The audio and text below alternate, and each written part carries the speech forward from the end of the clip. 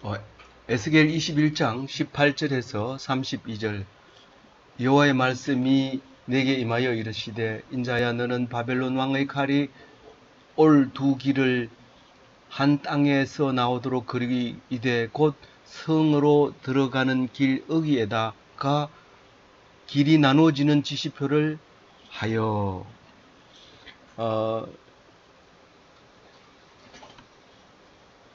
21장은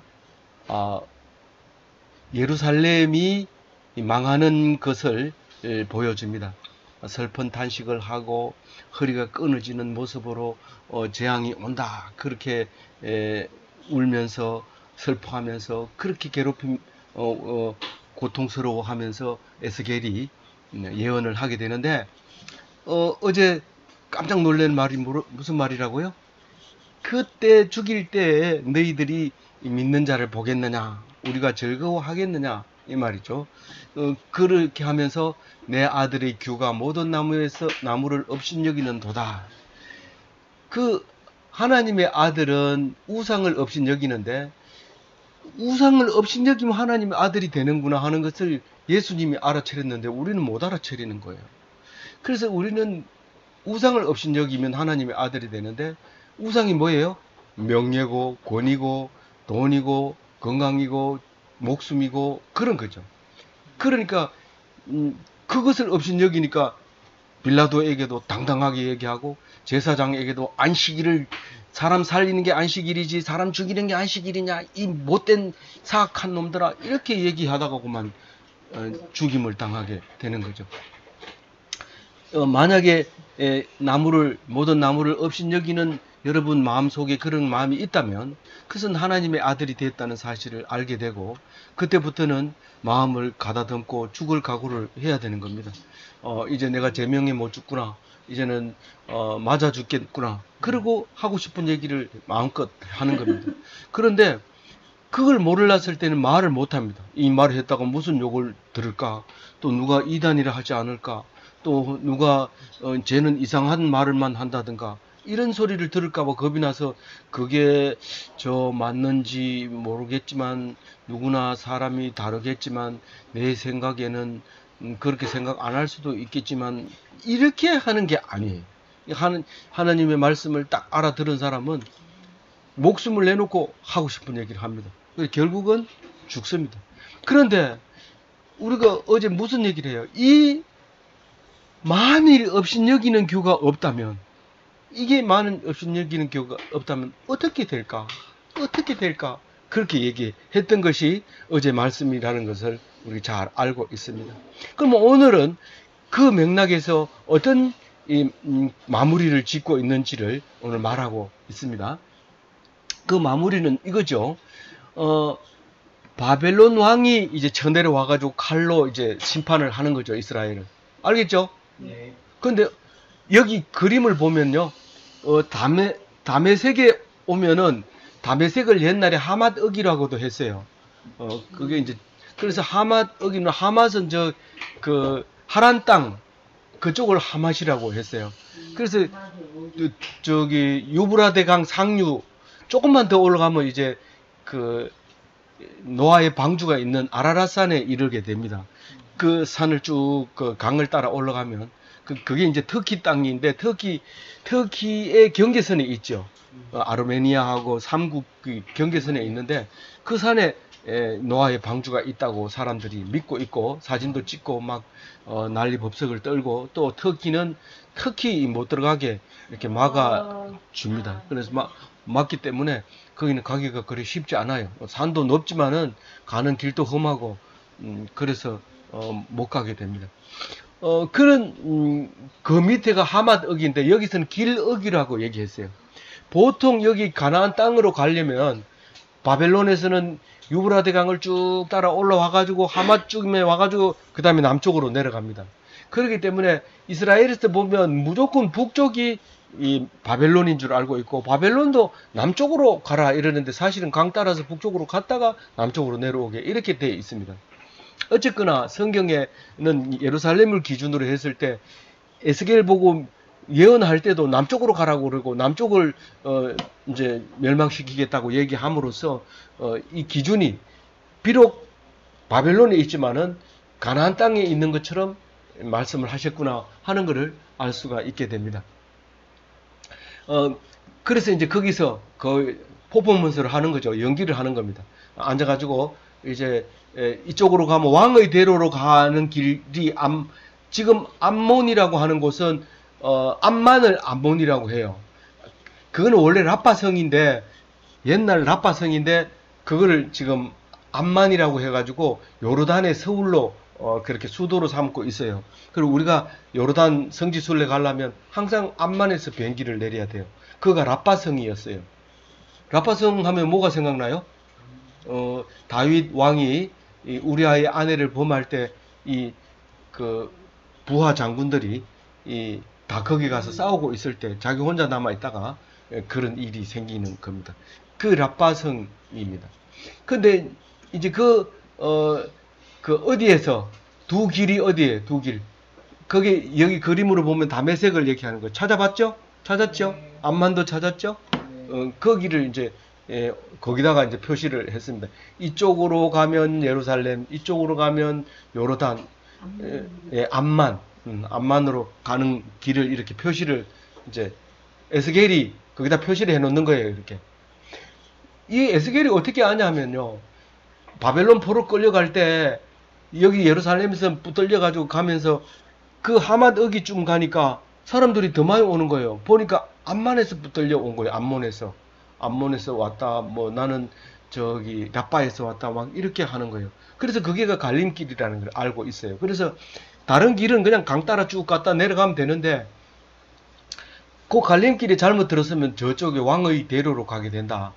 그렇게 이제 알고 있는 거죠. 거기다 이정표를 세워가지고 이제 이 사람들이 쳐들어갈 때는 어디로 갈까요? 이쪽으로 갈까요? 저쪽으로 갈까요? 모르죠, 우리는. 어디로 갈지. 길은 두 갈래 길이 나오는데 20절에 어떻게 가는지 설명하고 있어요. 읽어봅니다. 시작. 몬 족속의 라빠에 이르는 길과 유다의 경관성을 이르는 길을 거리라. 그 길을 놓고 어디로 갈 거냐 이제 점을 치는데 21절 시작. 바벨론 왕이 다니엘 곧 그로 길에서 점을 치되 화살들을 흔들어 우상에게 묻고 희생제물의 간을 살펴서. 근데 점을 쳐서 가요. 우리가 오늘 아침에 재수가 좋나 나쁘나 이래가지고 신발을 탁 던지면서 엎어지면 재수 없고 똑바로 적히지면 재수 좋다 이렇게 하던 옛날 그런 거 많이 했어요. 우리 잘할 때는. 여러분들은 못하라고 야단치고 그러지만 옛날에는 그렇게 많이 했어요. 그리고 이 길 갈까 저 길 갈까 모를 때는 손바닥에 침을 딱 뱉어가지고 딱 때려가지고 멀리 가는 쪽으로 방향을 가고 그렇게 했어요. 우리 잘할 땐 그렇게 했어요. 그랬는데 지금은 그렇게 하면 웃긴다 그러고 그렇지만 그때는 그게 당연한 거고 그렇게 하지 않으면 어떻게 그냥 벌레처럼 여기를 갔다가 또 안 되면 저기를 갔다 이렇게 하지 않고 딱 결정되지면 거기를 쏜살같이 가게 돼 있었습니다. 이쪽은 후회하지 않고 그런 일이 이제 있었던 건데 여기서는 어떻게 한다고 그랬어요? 거기서 점을 치는데 뭘로 쳐요? 화살을 이렇게 묶어가지고 이렇게 땅을 이렇게 흔들면서 치는 것도 있고 저기 이사야서에 보면 활을 창밖으로 쏩니다. 이렇게 쏘는 방법도 있고 점치는 산통이라고 하면 점을 칠 때 이렇게 계산하는 그 산가지를 통에다 담아가지고 흔들어서 그런데 그만 산통을 깨버리면 그 점쟁이가 하고 싶은 말을 하나도 못해요. 다 하면 들통이 났기 때문에 함부로 말을 못하는 거죠. 그래서 뭐 말하려고 폼을 이렇게 잡고 있는데 그 통을 깨가지고 딱 보니까 아닌데 거짓말하고 있다는 거죠. 그럼 혼나는 거죠. 그럼 산통 깬다고 얘기를 하죠. 그만큼 이 점이 익숙하게 이제 몸에 배어 있었는데 이때 당시에는 화살을 건드려서 우상에게다가 묻습니다. 이게 이쪽이라는 말입니까? 이쪽이라는 말입니까? 똑바로 세워봐라. 똑바로 딱 세워. 탁 놓으니까 이쪽으로 넘어지니까 이쪽이네요. 맞습니까? 그리고 우상한테 물어서 답을 얻어내고 그쪽 방향이 맞긴 맞는데 거기 가서 살지 우리가 죽을지 모르면 그 제물을 바친 양의 간을 특별히 떼가지고 제사장에게 갖다 줍니다. 그럼 간이 깨끗하면 이러고 가라는 거다. 우리 제물을 받은 거다. 근데 그 간을 보면 간 경화가 걸렸다든가 그 간 뭐죠? 간 경화 말고 뭐 다른 거 뭐 있어요? 뭐 간암이나 간 지방간이나 이런 것이 있으면 이 점친 사람이 고개 절레절레 흔들면 안 가려고 하고 가더라도 조심하고 막 그렇게 되는 거죠. 그래서 간을 살피고 또 22절에 어떻게 해요? 오른손에 예루살렘으로 향기를 얻었으므로 공성태를 설치하며 입을 벌리고 죽이며 소리 높여 외치며 성문을 향하여 공성태를 설치하고 토성을 쌓고 다리를 세우게 되었나니. 사실 길을 가보면 이 예루살렘 쪽으로 가면 길이 낮아서 바다 쪽으로 좀 이렇게 여기 파란색 글씨 쓰여 있는 거 그게 1번인가요? 바닷가로 가는 거. 1번은 그래도 길이 제일 이제 무난하고 사실 2번은 산 꼭대기로 아주 높은 고도로 이렇게 능선을 타고 오기 때문에 길이 굉장히 험하고 저기 녹색으로 되어 있는 사해 바닷가 요단강 따라 내려오는 경우에는 그렇게 힘은 들지 않고 그 다음에 이쪽에 왕의 대로로 오는 쪽은 험악한 산, 고지도 높고 산도 험악하고 사막처럼 그렇게 메말라 있고 그렇습니다. 그런데 이쪽으로 갈 정계를 얻을 수밖에 없는 것은 이쪽으로 가가지고도 성이 있고 이쪽으로 가도 예루살렘 성이 있지만 보통 이게 암만이나 그러니까 라파성 같은 경우에는 예루살렘 성만큼이나 강력하고 튼튼합니다. 그래서 어디를 가서 공격을 해야 이쪽 전체를 다 쉽게 정복할 수 있느냐 그거는 말 못하거든요. 누구도 말 못합니다. 그래서 점을 쳐서 이제 이쪽으로 갔는데 사실은 그 점 치는 사람이 이스라엘 쪽으로 가는 것을 더 유리하게 생각했을 거라고 생각합니다. 그래서 그쪽으로 가기로 작정을 하고 뭘 준비한다고요? 공성태를 뭔지 알죠?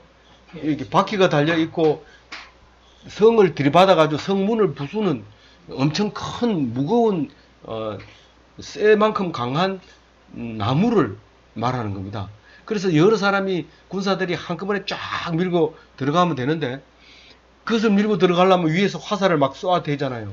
그러니까 이 위에다가 모자를 쓰고 이 뭡니까 방패를 들고 따라가면서 세게 밀고 들어가서 성문을 이제 부수는 그런 것들이 많이 있는데 그게 공성태입니다.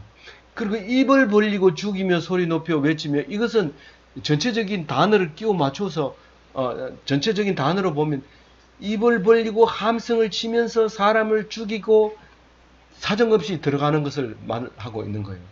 그리고 그렇게 해가지고 안 될 때는 어떻게 해요? 바깥에다 성을 쌓아요. 그리고 성을 높이 쌓으면 그 다음에 어떻게 해요? 그 사다리를 탁 걸쳐 세워가지고 바로 넘어가도록 이렇게 공격을 합니다. 그래서 성이 함락되는 거죠. 근데 사실은 예루살렘 성은 이렇게 무너지지는 않고요. 이제 밖에서 그냥 포위를 해가지고 그 3개월을 기다리면 그냥 왕이 도망을 가요. 그럼 자동으로 딱 잡으면 돼요. 그렇게 이제 덫을 놓아서 잡았다 이렇게 표현을 하는데 그렇게 죽이지만 여기서는 지금 그렇게 할 거라고 얘기를 해야 이게 예루살렘이 멸망하는구나 하는 모습을 보게 됩니다. 아주 뿌리부터 부숴버린다는 그 강한 투인 거죠. 네. 안전하다고 얘기했다. 그러니까 23절에 뭐라고요? 전에 그들에게 맹약한 자들은 그것을 거짓 점괘로 여길 것이나 바벨론 왕은 그 죄악을 기억하고 그 무리를 잡으리라. 이게 무슨 말일까요? 그게 무슨 말일까요? 이게 그들에게 맹약한 자들이 누굴까요? 동맹. 이스라엘 고관들을 얘기하는 거예요. 이스라엘 고관들을. 제가 써놨는데도 딴소리 하지 말고 컨닝 하려면 제대로 하세요. 이스라엘 고관들에게 누구하고 맹약을 했어요? 바벨론 왕하고 맹세를 했어요. 우리는 바벨론을 반대하지 않는다. 절대로 바벨론을 따르겠다. 조공을 바치겠다. 하라는 대로 하겠다. 그렇게 하고 그 사람들이 물러가고 이 왕을 세워주고 갔어요. 그 마지막 왕 이름이 시드기야인데 시드기야를 그렇게 세워놓고 갔는데 그게 맹약이죠. 안 하면 너 죽인다 이런 그래 놓고 갔는데 어떻게 했어요 이 사람들이 5개월 있다가 그만 이집트에 가가지고 우리 좀 도와달라고 사신을 보낸 걸 알게 된 거예요. 바벨론에서. 그리고 지금 공격하러 온 거래요. 그래 놓고는 그 맹약한 사람들이 어떻게 생각을 해요? 어떻게 생각하고 있어요? 그렇게 온다는 점괘가 틀렸다는 거죠. 그 점을 잘못 쳤다든가 그걸 모르고 그냥 온다고 생각해요. 왜냐하면 이 사람들은 한 5년 지나 보니까 바벨론은 연락이 없어. 근데 이집트 사람은 눈에 자주 보여. 그 옆에 있으니까. 그러니까 또 힘도 세고 뭐 여전히 강하단 말이에요. 그러니까 도와달라고 얘기를 한 거예요. 그러면서 저 사람들이 여기를 공격하러 오는 것은 이집트가 있는데 그렇게 쉽게 공격하러 오냐. 그 점괘 잘못한 거다. 그 아마 책사가 나중에 혼나게 될 거다. 이렇게 이제 그렇게 생각하고 있다는 거죠. 알겠어요? 네. 그런데 바벨론 왕은 알아야 몰라요. 다 알고 있어요. 알고 걸로 가는 거예요. 뭘 알고 있어요?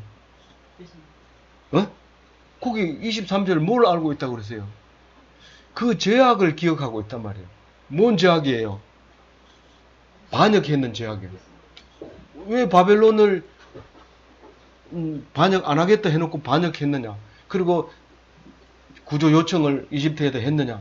그리고 제일 큰 죄는 반역이죠. 반역이 그거를 기억하게 되고 그래서 반역했는 그 무리를 잡으려고 왕도 잡아야 되지만 왕이 혼자 마음대로 안 됩니다. 실제로 왕은 수없이 항복하려고 했어요. 그런데 밑에 고관들이 절대로 안 된다. 그러면 백성들이 당신을 돌로 칠 거다. 그래도 할 거냐? 이렇게 한 거예요. 예레미야는 항복하면 산다. 목숨은 산다. 계속 얘기했는데도 끝까지 안 합니다. 그래서 이제 그걸 잡으러 온다고 지금 얘기하고 있는 거예요. 잘 모르니까 다시 한번 읽어요. 23절 읽어보고 24절 읽습니다. 전에 그들에게 맹약한 자들은 그것을 거짓 점괘로 여길 것이다. 바벨론 왕은 그 죄악을 기억하고 그 무리를 잡으리라. 24절 그러므로 주 여호와께서 이같이 말씀하시느니라. 너희의 악이 기억을 되살리며 너희의 허물이 드러나며 너희 모든 행위의 죄가 나타났다. 너희가 기억한 바 되는즉 그 손에 잡히리라. 이게 잘 읽어보면 희한한 단어가 하나 들어있죠. 죄가 막 드러나죠. 지금 막 나타나고 막 나타나는데 누구에게 나타났을까요? 그 죄가 그 바벨론 왕에게 나타났을까요? 그게 아니죠. 바벨론 왕은 이미 기억하고 있어요. 근데 누구에게 나타났어요? 그 사람들 이스라엘 고관들에게 나타난 거예요. 그 죄가 그 생각이 난 거예요. 기억이 난 거예요. 허물이 드러난 거예요. 그 행위가 잘못됐다는 게 나타난 거예요. 어떻게 알았어요? 바벨론 왕이 오는 걸 보고 알았어요. 그게 기억했어요. 그러니까 잡히는 거예요. 만약에 이걸 기억 못하면 왜 내가 잡혀가야 됩니까? 그 앞에서 희죽희죽 웃으면서 뭐 내가 잘못한 게 뭐 있는데요. 이러면서 희죽희죽 웃으면서 안 잡힙니다. 잡혀가가지고 뭐 자기 대접하라 하는 줄 알고 상에 가가지고 앉아가지고 있어요. 오늘 뭐 줍니까? 이러면서. 근데 그 죄가 딱 드러나니까 알게 되니까 벌벌 떨고 탁 건드니까 줄줄줄 따라오는 거예요. 떨려가지고. 그러니까 죄를 아는 게 좋아요? 모르는 게 좋아요? 정말요? 근데 아니에요. 죄가 드러나서 그 잘못했다고 용서를 빌면 살아나는데 끝까지 모르면 왜 죽는지도 모르고 죽어요. 왜 죽는지도 모르고. 그러니까 죄를 알고 어떻게 하면 용서를 하면 반드시 살려줍니다. 누가요? 하나님이. 근데 이 사람들이 결말은 어떻게 했어요? 잘못을 알고 용서를 빌었어요? 안 빌었어요? 안 빌고 끝까지 기다리다가 도망가는 바람에 잡혀가지고 이제 눈알이 빠져요. 자식은 눈앞에서 다 죽고. 그 얘기를 지금 예언하고 있는 거예요. 예언하고. 24절 읽었으니까 몇 절 읽어야 돼요? 25절. 집중 안 하는 사람 혼자 한번 읽어봐요. 집중 안 됩니다. 이런 사람 혼자 읽으세요. 너 그가 가요. 중상을 당할 이스라엘 왕아 내 날이 일어나니 곧 죄악의 마지막 때이니라. 지금 이스라엘 백성 왕 보고 얘기하죠. 왕 보고 얘기하는데 이제는 네가 극악하다는 거예요. 너가 극악하고 네가 이제는 중상을 당할 것이다. 참, 눈알 빠진 것보다 더 큰 중상이 어디 있겠어요. 그 이름을 중상이라고 지은 사람도 있는데 그 어쨌든 눈알 빠지는 그런 중상을 당하고 날이 어떻게 됐다고요? 날이 이르렀다. 날이 뭐예요? 그날. 우리 맨날 얘기하는 날. 우리 그날을 기다리는 마라나타 신앙으로 살아야 된다. 그날이 오면 우리는 너희는 심판받는 날이다. 이러면서 나는 그날 구원받는 날이야. 나는 그날이 빨리 오기를 기다려. 이렇게 하는 거죠. 그게 신앙이 있는 사람, 믿음. 어떻게 알고 그렇게 감히 무섭지도 않게 겁도 안 내고 그런 말을 하느냐. 믿음으로 하는 거예요. 믿음으로. 그날이 빨리 오기를 바랍니다. 그날이 설마 올라고 이러면서 오늘 신나게 술 먹고 막 악행을 부르는 사람은 얼마나 빨리 오는지 도둑처럼 오는데 번개처럼 오고 구름 타고 아무도 모르게 오고 살짝 오고 그렇게 하는 거예요. 그러면 그때는 이미 후회할 수 없어요. 간단한 문제 아니에요. 계속 공부해야 그게 기억이 나고 그게 이해가 되고 그래요.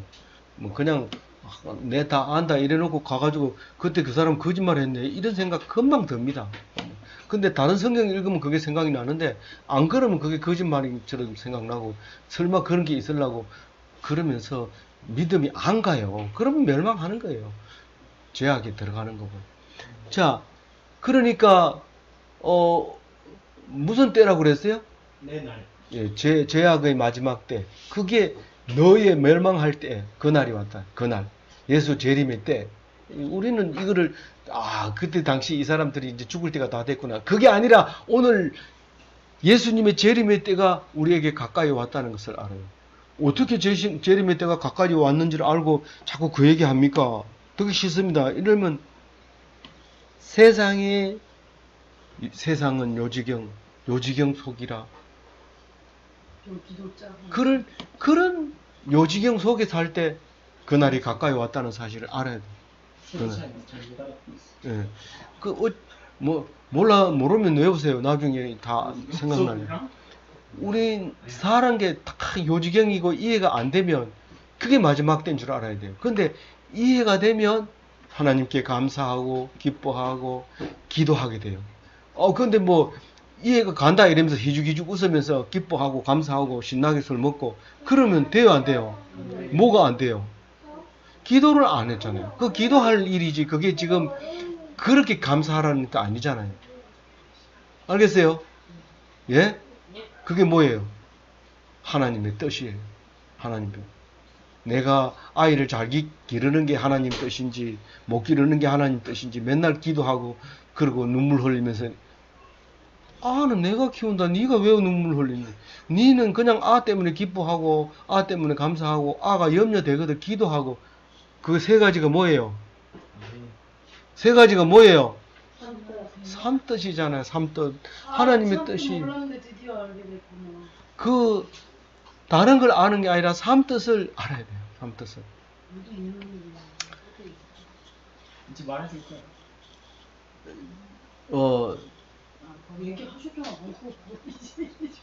삼뜻 4강 데살로니가 전서 꼭 기억하세요. 예. 그래서 이제 26절 읽어봅니다. 시작. 주 여호와께서 이같이 말씀하셨느니라. 관을 제거하며 왕관을 벗길지라. 그대로 두지 못하니 낮은 자를 높이고 높은 자를 낮출 것이라. 시드기야 왕이 느부갓네살 왕이 붙들려가면 당연히 왕관을 뺏어버리고 그리고 눈알 빼겠지. 근데 왜 그렇게 간단하게 얘기 안 하고 이렇게 복잡하게 얘기했어요? 이게 예언이거든요. 알겠어요? 예? 얘기해보세요. 뭔 얘기예요? 이게 왕관을 벗기고 그냥 안 놔둬. 그 왕관이 영원히 네 머리에 꽂혀 있을 것 같으냐 이 말이죠. 그래서 낮은 자를 높이고 높이는 자를 낮추는 게 누구라고요? 하나님이 그렇게 하시니까 그걸 알아라. 네가 하나님이 있다면 이렇게 반역하면 안 된다. 네 머리를 쓰고 네 생각을 쓰고 네 이익을 추구하니까 그런 일이 생긴 거 아니냐. 느부갓네살 왕이 왕입니까? 저 하나님입니까? 그렇게 세상 사람은 얘기해도 믿음이 있는 사람은 하나님이 권력을 주지 않는 권력은 하나도 없다는 사실을 알아야 돼요. 알겠어요? 아멘. 나 하나님 믿어도 니는 안 믿어 이런다든가 그러면 안 돼요. 아니 보이지 않는 하나님을 어떻게 믿으려고 그래요? 뭐 어떻게 하려고? 세상에 보이는 것을 나는 니를 미워하지만 하나님이 너가 나를 보냈다고 하기 때문에 난 너가 사랑스러워 이뻐 난 기도할 거야 사랑해 줄 거야 그렇게 얘기하라는 거예요. 아멘. 말이 돼요? 네. 예. 예수 사랑해요. 믿으시기 바랍니다. 아멘. 말이 되냐고 따지고 이러지 마시고요. 네, 믿음을 가지세요. 27절 읽어봅니다. 내가 엎드리고 엎드려지고 엎드려지니와 이것도 다시 잊지 못하리라. 마땅히 얻을 자가 이르면 그에게 주리라. 대충 읽고 남이 읽는 대로 읽고 이러지 말고 다시 한번 읽어봐요. 내가 엎드러뜨리고 엎드러뜨리고 엎드러뜨리려니와 이것도 다시 잊지 못하리라. 마땅히 얻을 자가 이르면 그에게 주리라. 이 말씀을 빨리 읽는 게 중요해요. 무슨 뜻인지 아는 게 중요해요. 근데 뭐 대충 읽어보면 안 돼요. 그냥 또박또박 읽어야 돼요. 물론 뭐 자기가 모르고 잘못 읽은 줄 모르고 읽는 거야 할 수 없지만 뭐 대충 읽어보고 이러면 안 된단 말이에요. 그 누가 엎드러뜨리게 한다고요? 하나님께서 몇 번 엎드러뜨려요? 3번인데 이게 무슨 뜻이에요? 완전히 넘어뜨린다는데 그를 오히려 이게 토를 안다는 것보다 이게 훨씬 더 강력하게 들려요. 이스라엘을 엎드러뜨리고 왕을 엎드러뜨리고 백성을 엎드러뜨리고 더 많지만 3가지만 할게 이렇게 얘기하는 거예요. 하나님이. 그래도 못 알아듣겠어요? 알아듣겠죠? 마땅히 얻을 자가 이러면 그에게 주리라. 뭐를요? 영의 권력과 앞에 있잖아요. 앞에 왕관을 마땅히 줄 사람에게 주겠다. 그걸 떨어뜨렸어. 잘했어요. 예수님. 아주 잘했어요. 네. 그래서 성경 제대로 안 읽는다고 예배 시간에 장난친다고 야단치고 이러면 하나님이 야단쳐요. 과거 얼마나 잘하는데 이거야. 그렇게. 그래서 이스라엘은 왕이 다시 있을까요? 없을까요? 없어요. 이게 마지막이에요. 기원전 500년 전으로 왕은 거기에 없어요. 이제 70년 뒤에 돌아오지만 뭐 중간에 뭐 왕이라고 세웠다가 뭐 또 구테타가 일어났다가 뭐 이런 그건 성경에 안 나와요. 뭐 마카비 혁명도 일어나고 뭐 마카비 왕조 뭐 이런 말을 쓰지만 그런 거는 왕조도 아니고 그 성경이 아예 기록에서 빠져버리는 그 400년 동안 역사를 기록하지 않고 400년 뒤에 예수님이 오게 되죠. 그런데 그리고 나중에 이제 뭐 헤롯 왕 이런 것들이 오는 거 그거는 이 다윗 왕조가 아니잖아요. 그거는 뭐 이스라엘 왕조가 아니고 그냥 로마에서 임명한 그런 왕이잖아요.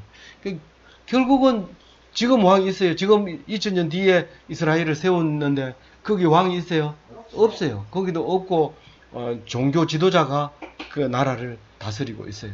뭐 대표라고 이름을 부르긴 하지만 그는 이제 전부가 하나님만 왕이고 나머지는 왕이 아니라는 걸 언제 알아요? 기원전 500년에 나라의 왕은 하나님이지 세상 왕이 아니구나 하는 것을 깨닫게 되는 그때가 이때를 얘기하는 거예요. 알겠어요? 예. 그러면 마땅히 얻을 자가 누구였어요? 지금까지 2500년 동안 이제 마지막에 예수님이지만 중간에 1차적으로는 이제 바벨론이 이제 주인이 되는 거고 또 두 번째로 뭐죠? 페르시아가 그 다음 주인이 되죠.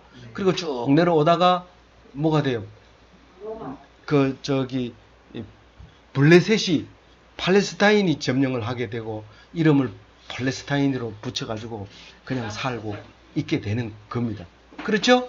예. 예, 그래서 이제 영원히 그 왕관은 그 자리에 없게 된다 하는 것을 말하고 있고요. 마땅히 얻을 자가 그들이었다는 것을 알게 되고요. 28절 읽어봅니다. 인자야 너는 주 여호와께서 암몬 족속과 그의 능력에 대하여 이같이 말씀하셨다고 예언하라. 너는 이르기를 칼이 뽑히도다 칼이 뽑히도다 죽이며 멸절하며 번개같이 되기 위하여 그 인자를 누구 보고 인자라고 그래요? 예, 에스겔 보고 얘기하죠. 그래서 구약에서는 에스겔 보고만 얘기해요. 인자라는 단어가 다니엘서 한번 나오고 또 두 군데 더 나오는데 그거는 여기서 말하는 그런 의미가 아니고 여기 에스겔에서가 비로소 예수님을 표현하는 그런 말로 보면 되겠어요.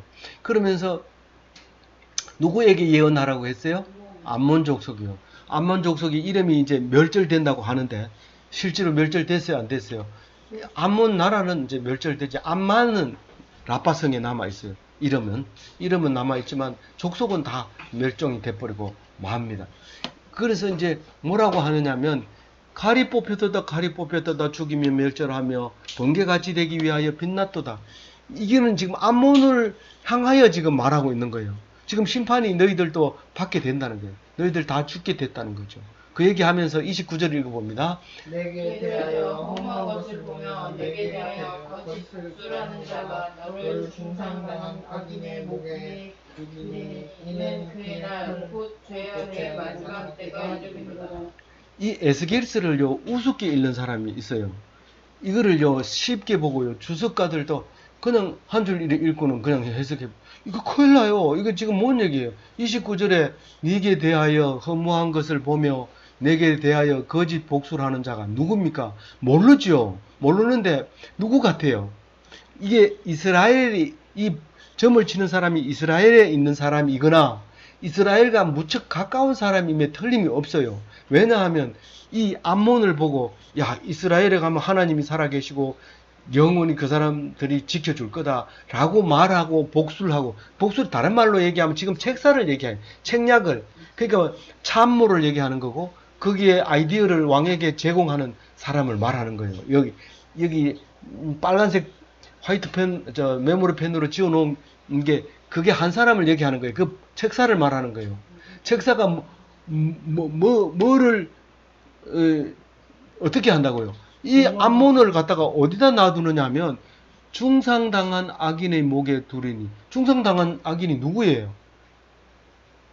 모르겠어요? 그렇죠. 지금까지 읽어보면 알 수 있는 말인데 왜 대답을 못해요? 딴 생각하고 있었어요? 중상을 당해서 그게 그 죄에 대해서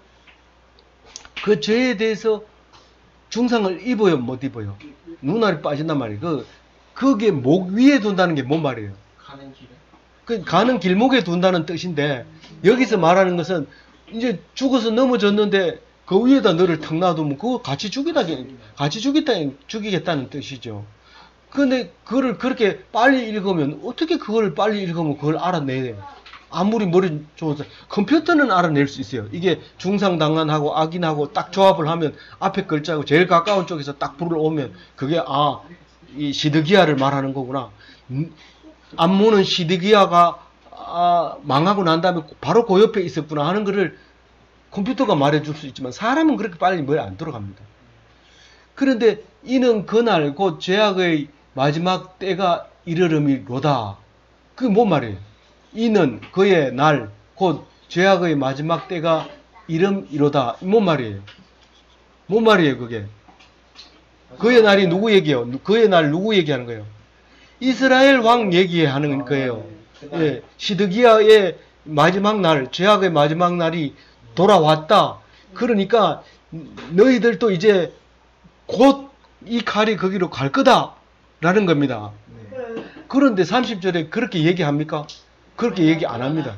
그렇지만은 그 칼을 그 칼집이 꼽으라 그러니까. 그 이스라엘을 죽인 칼집은 그 칼집에 또 꼽으라는 거예요. 칼집에 꼽았다는 것은 쓸 수 있다는 거예요? 못 쓸다는 거예요? 그 칼을 안 쓰겠다는 거예요. 다시 말해서 이스라엘을 공격한 군사들은 철수하고 다른 군사들이 거기 가서 암몬을 죽이겠다는 거예요. 길목에 있기 때문에 요 놈을 죽여야 된다. 그러고 벼르고 가가지고 그 사람들을 죽이러 온다는 거예요. 아, 이 짧은 말에 그렇게 대단한 시간을 투자해가지고 설명할 수 있겠어요? 설명할 수 있어요. 그게 성경이에요. 알겠어요? 네. 네.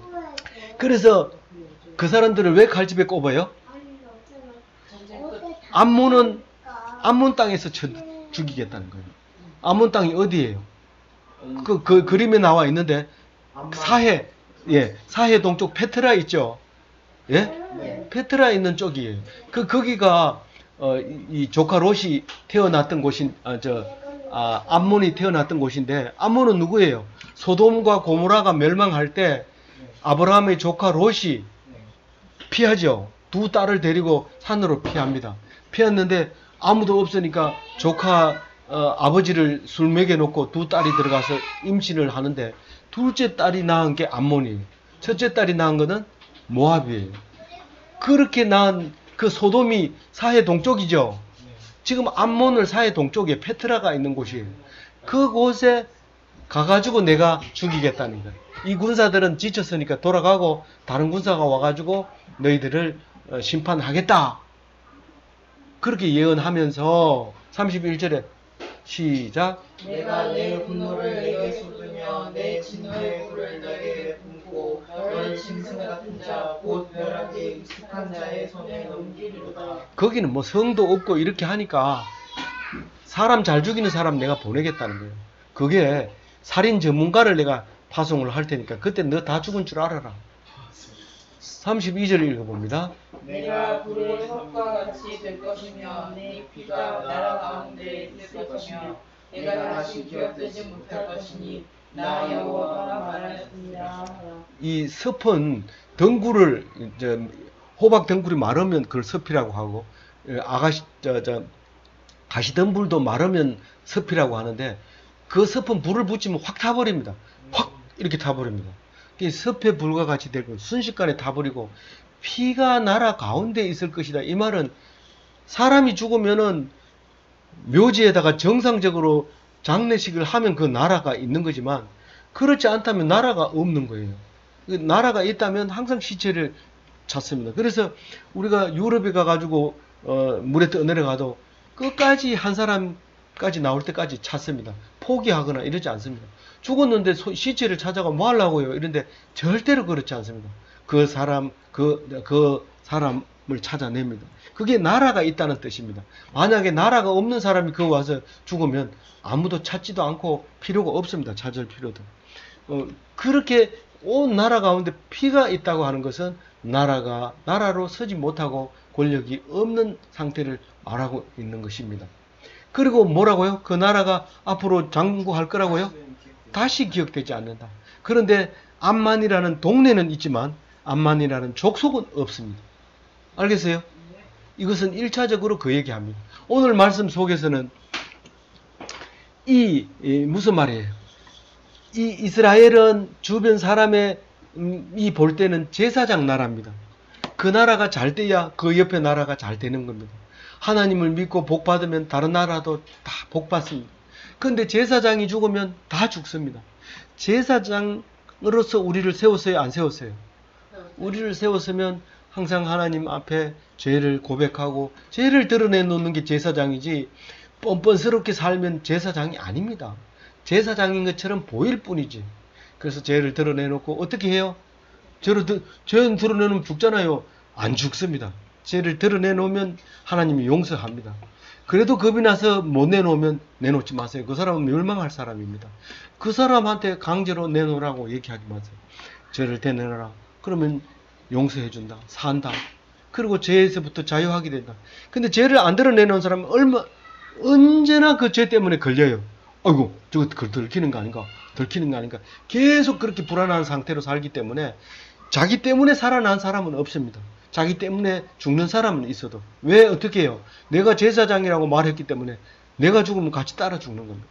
그래서 우리는 조금도 죄를 숨기지 말고 드러내놓고 용서함 받아서 영원히 사는데 그날이 남들이 올까봐 벌벌 떨 때 우리는 그날이 어서 오십시오 그렇게 기다리는 참된 그리스도인이 다 되시기 바랍니다. 음.